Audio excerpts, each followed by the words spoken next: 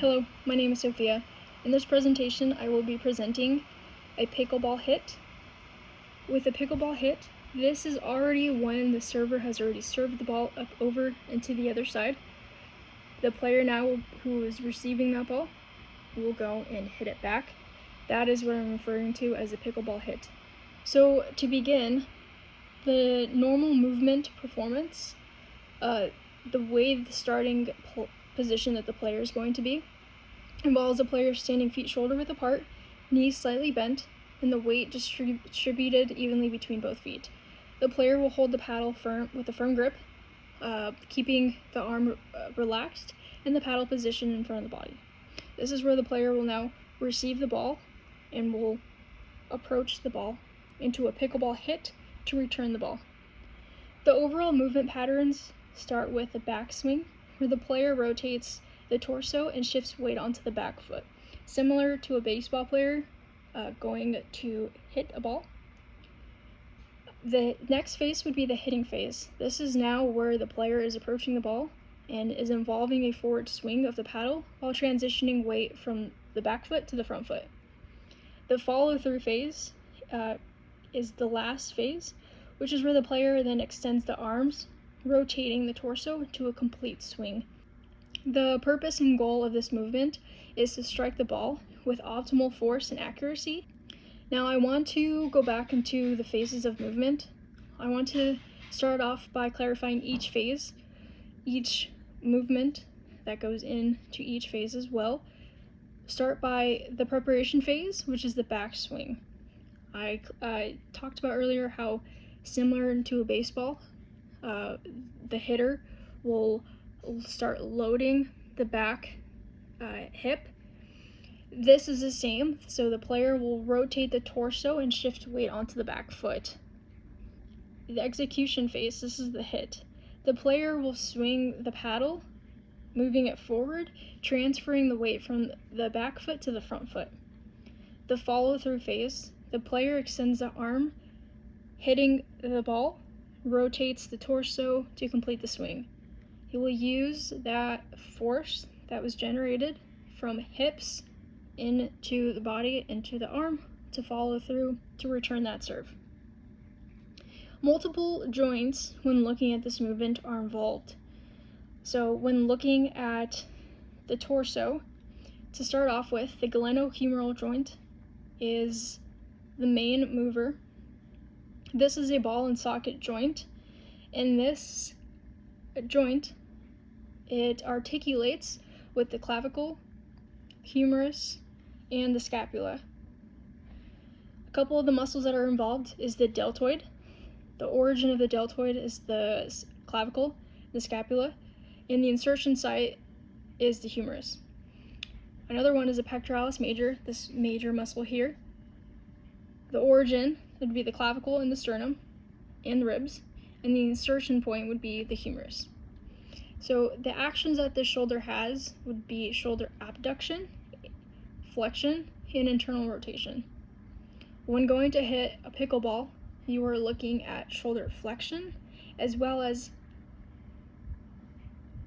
shoulder abduction, as well as a slight external rotation when hitting the ball. A joint, which is called the ulnar humeral joint. This joint is also involved in the pickleball hit. It is a hinge joint primarily, and it is made up of the distal humerus end. It articulates with the proximal end of the radius and the ulna. For this one, the muscles that are involved are the biceps brachii. The origin site is the scapula, and the insertion is the radius, as well as the triceps, which allows for elbow extension, which the origin of the triceps brachii is the scapula and the humerus, and the insertion is the ulna.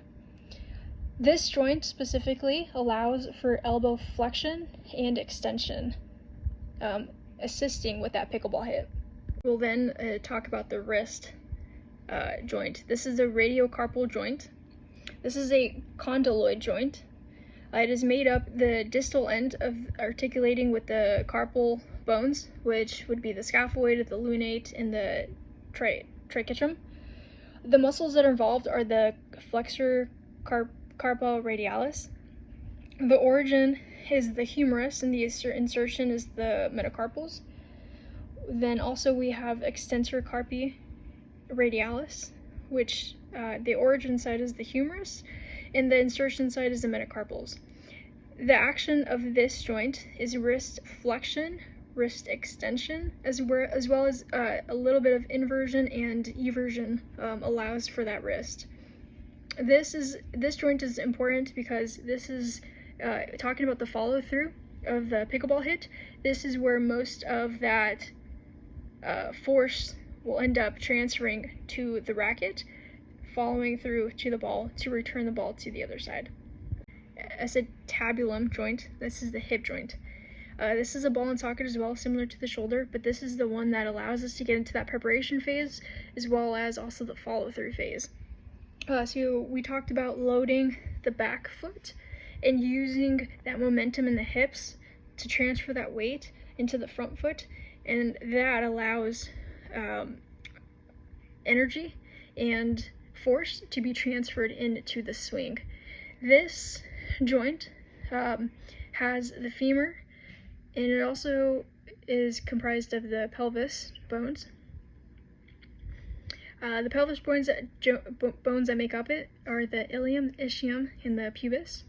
The muscles that are attached to it, it allows for the hip flexors, which are the iliopsoas muscles, the rectus femoris, sartorius, and the pectineus. Hip extensors would allow for the glute maximus, bicep femoris, semitendinous, semimembranous, the glute med, glute minimus, tensor fasciae latae, and the piriformis. The hip adductors are also involved. These are adductor brevis, adductor magnus, and the pectineus and the gracilis are also involved. With this joint being a ball and socket, it allows for flexion, extension, abduction, adduction, lateral rotation, medial rotation, and circumduction that those muscles are going to have.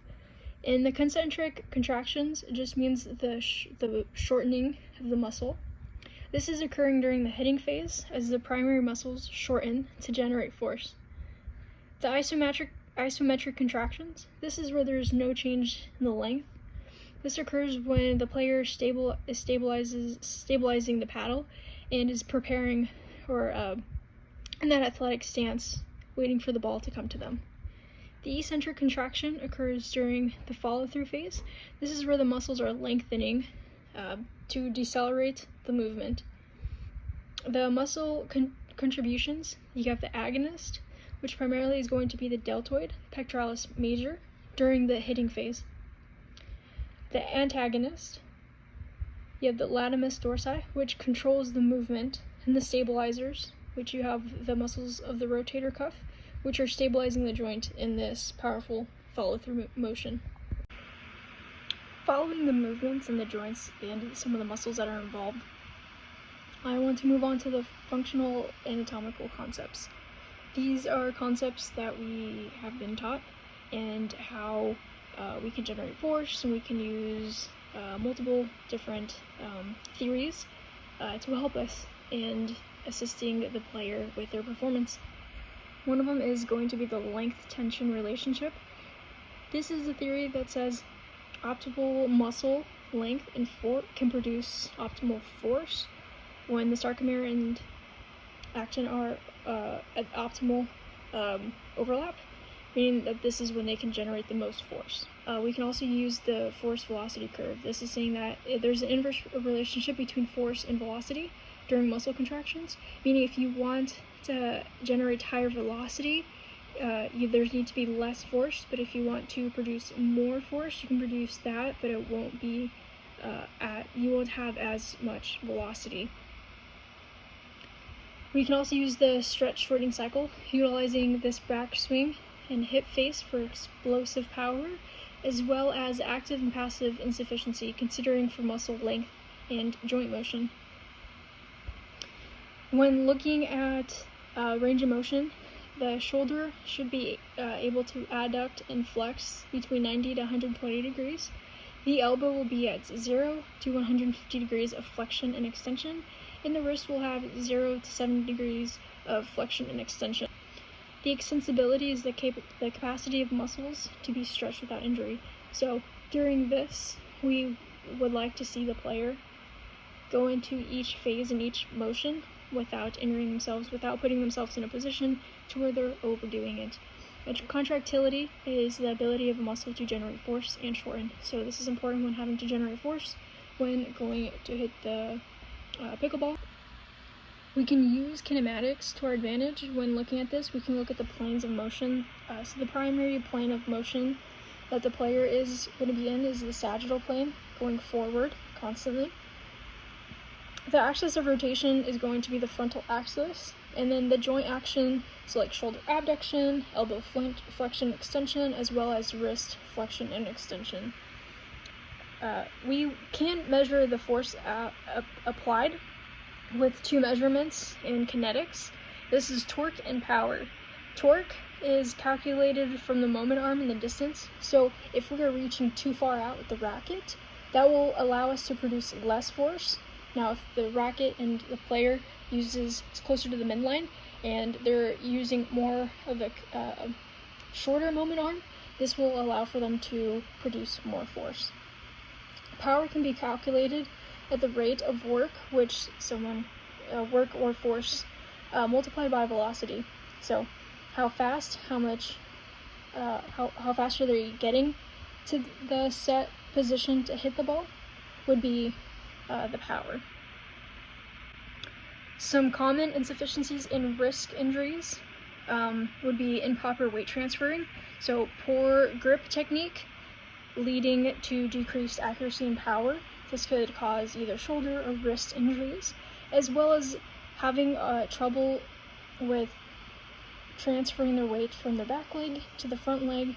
This also involves potential injuries in the knees, ankle instability, and also potential injuries will happen in the shoulder, impingements, and wrist strains as well.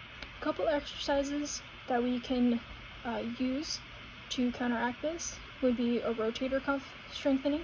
We can use resistant bands for external internal rotations, and then also for wrist flexor and extensor exercises we can use dumbbells for wrist curls and extensions, as well as we can do a triple extension, which would be squats, to allow for the ankles, knees, and hips to be applied in the movement. These are important because these exercises can be integrated into regular training routines to enhance motor learning and improve performance. Now I will be demonstrating what I mean by all of this and all the motion that is involved with pickleball.